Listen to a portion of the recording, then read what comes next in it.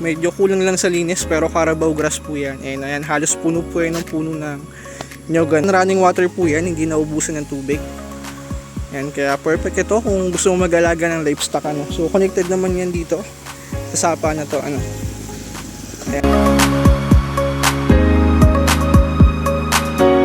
Along the road siya, so platted po yung area natin, so walang mataas na part. Ayan, kaya tamang-tama ito kahit may edad na kasi platted yung property. Ay napakalinis yan mga ka-farm lot. Itong portion na yan, so kunting linis na lang yan.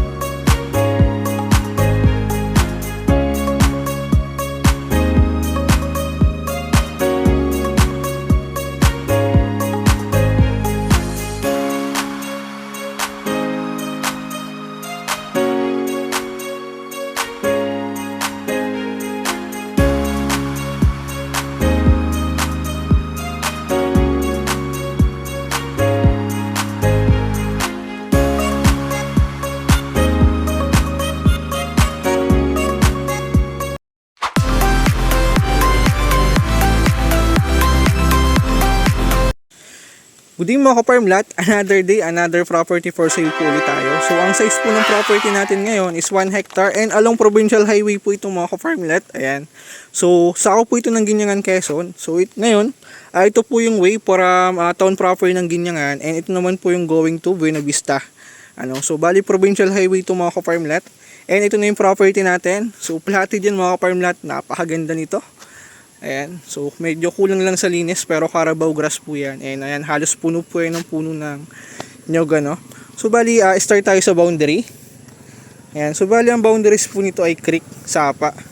Kaya ako naghahanap ka ng farmlet na may creek, so tamang-tama po ito. Ayan, so good size to mga farmlet, 1 hectare. Perfect to for retirement. So video ako ng creek. So ito po yung boundaries ng property natin, itong puno ng nyog na to. So sa ngayon walang muhon kasi sa katagalan na, so nawala na so pwede naman natin i-relocate ulit yan ng panibago. Ito po yung boundaries nila.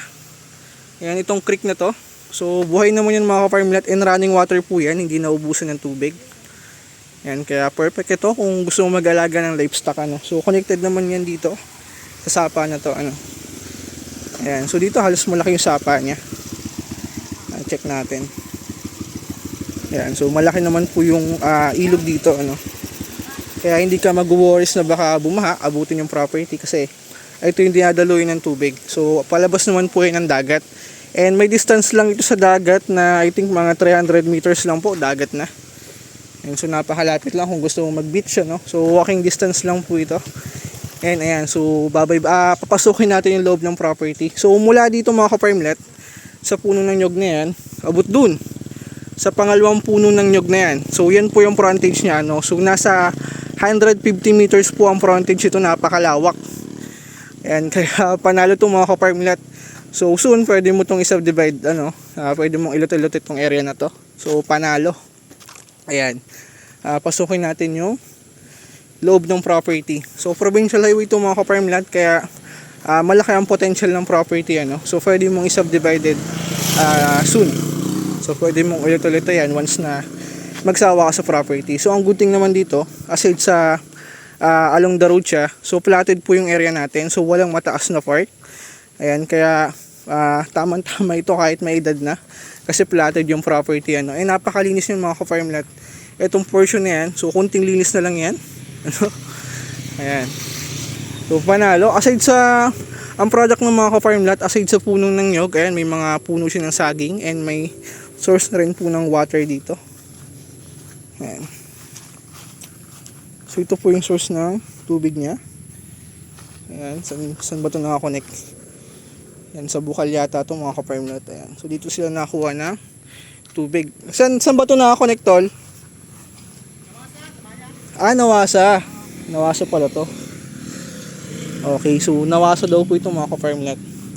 Ayan, so ayan, may tubig na. Bali, sa kuryente naman mga ka-farm lot, dahil along provincial road po ito, ayan, so may source naman po ng electricity sa lugar. Ayan, And pasukin natin yung loob. Tara tol, pasukin natin. Uy, cute ng kalabaw. Bata pa. And bali may ilang puno pala ito ng nyog. Pagkakatanda mo. Mga kunto, mga 150. I think lampas ng 150 na halos puno eh. Ang isang hektarya mga ka-farmlet, wala tayong saktong bilang ano. So, estimate na lang natin. Ang 1 hectare po yung puno ng nyog. Nagre-range siya ng 250 to 300 ka punong ng nyog. Ano. So, ito halos puno naman yung area niya. Medyo matataas na lang. Kaya, kung titingnan mo, halos malayo na yung pagitan. So, estimate na lang natin na sa 250 o 200 to 250 ka puno po yan ng nyog. Ayan, matataas na rin. Ayan. Medyo mataas na yung nyog nyo mga ka-farmlet. Pero, dasik pa naman po ito mamunga. Ayan, kung papansin nyo. Halos puno pa yung mamunga. Ayan, halos dasik pa itong mga ka-farmlet. May ilang buo kaya ng nyog? Yung harvest, wala ano. 2,000 na kabuuan pa naman ito. Kabuuan niya sa 2,000 kabuo. Ayan, so na-harvest daw po ito ng 2,000 kabuo ng nyog. Every harvest. Ayan. So panalo. Aside sa puno ng nyog, ano yung mga namumunga dito? Saging. Saging, ano pa? Lang. Walang silang dalan to, saging at niyog. Saging at nyog lang sa ngayon. Ayan, so okay. So ito mga ka-farmlet, yung boundaries na yan. So lagi kong sinasuggest ano. So pwede mo yung taniman ng grafted. Ayan, para at least walang bakante. So pwede mo yung taniman ng santo, lansones, rambutan. Ayan, so yung grafted mga ka-farmlet, 3 to 5 years lang namumunga na. And so pwede siguro natin ditong gawin. Taniman ulit natin ng mga panibagong nyog ano, kasi medyo mataas na to. Ayan, so once na i-clearing yan, may kasunod na ulit. Ayan. So halos puno din to ng puno ng saging. Yan, halos platted to mga ka-farmlet.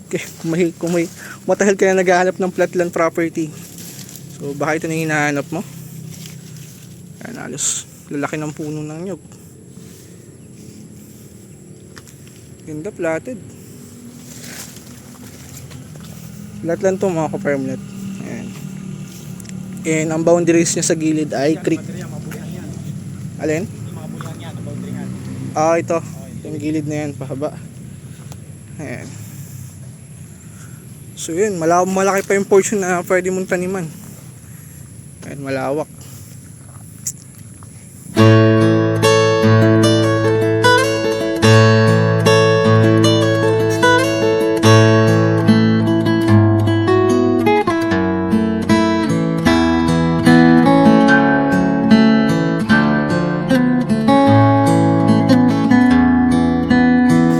So yun mga ka-farmlet, kung matagal kayo naghahanap ng farm for retirement, at the same time investment na rin para sa family mo, so baka ito na yung hinahanap mo. And napakaganda po nito, along Provincial Highway. So madali lang tong RSL once na magsawa ka, or kaya naman pwede nating ilote-lote yan kasi platted naman yung area natin ano. So kikita ka pa. Pwede nating i-subdivide to. Ayan. So ang lote po dito ngayon, magkano yung binili mo? 100 square meter, magkano? 100 eh. 100,000 din. 150 na ngayon. Opo. So si kuya ay bumili ng 100 square meter, 100,000. So ngayon daw po is nagwa 150,000 ang 100 square meter. So 1.5 na dito per square meter. And so pwede mo to i-subdivide kasi along Provincial Highway. And napakalawak ng frontage ito mga ka-farm na to, almost 150 meters frontage, napakalawak. Panalo. So bye-bye natin yung frontage niya. And bali ito yung Provincial Highway mga ka-farmland. And ayun yung creek, dyan tayo nag-start kanina. So ang frontage ito, abot tong pa sa may puno ng nyog na yan. So ito po yung kalawakan ng property. Ayan. Napakaganda po nito. Medyo madilim lang sa video natin kasi 4 PM na po ng hapon. Ano, medyo madilim na. Pero napakaganda nito mga ka-farmland. Napakaliwalas ng area.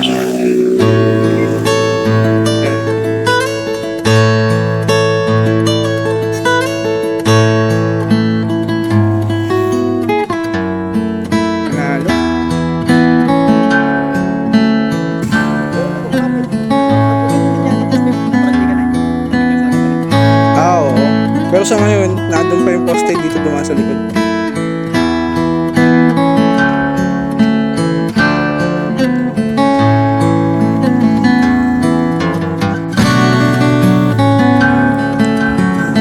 Ayan. So yun mga ka-permlet, babaybayin natin yung frontage ng property.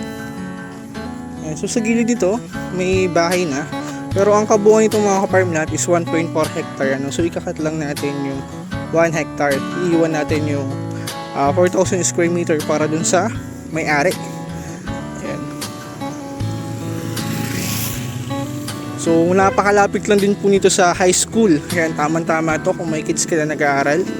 Ayan, so walking distance lang. Kaya kung mapapansin nyo, ayan, so yung mga naglalakad lang na estudyante kasi napakalapit lang po nito sa school ng high school. Ayan na yan, bali may bahay dito. Bahay po ay na seller. So ngayon, ikakat natin yung 1 hectare. Once na if ever masakop po itong mga ka-permanent, so willing naman sila na mag-adjust. Ano.